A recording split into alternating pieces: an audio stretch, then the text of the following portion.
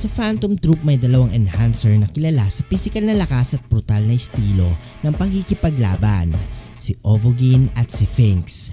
Pero sa pagitan nila, sino nga ba ang tunay na mas malakas? Sa video na ito, i-a-analyze natin ang kanilang kakayahan, estilo at ang posibilidad na kung sino ang mananalo sa isang one-on-one battle.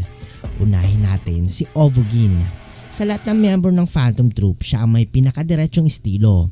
Suntukan agad at bilang enhancer, lahat ng nen niya ay nakatuon sa pagpapalakas ng katawan at suntok.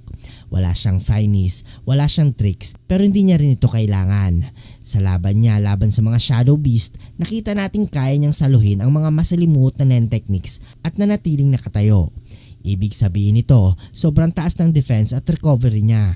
Ang ultimate move niya na Big Bang Impact ay isang nen punch na may kapangyarihang katumbas na isang maliit na missile. Ginamit niya ito para pumatay ng kalaban sa isang bagsak. Malinaw na ang lakas ni Ovogin ay real at proven sa aktual na labanan. Ngayon si Finks, mas tahimik at mas taktikal, pero hindi rin nagpapahuli sa lakas. Ang kakayahan niyang Reaper Cyclotron ay nagpapalakas sa suntok niya depende sa dami ng ikot ng kanyang braso.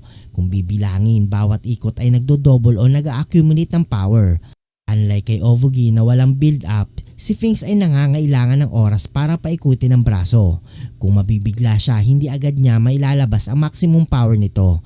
Ibig sabihin mga idol, mas epektibo siya kung may space o strategy ang laban.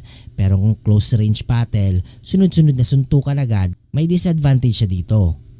Kung pag-uusapan ng experience, si Ovogin ay isa sa mga original na member ng Phantom Troop. May ilang patunay na mas marami siyang napatay sa malalakas na kalaban sa buong series.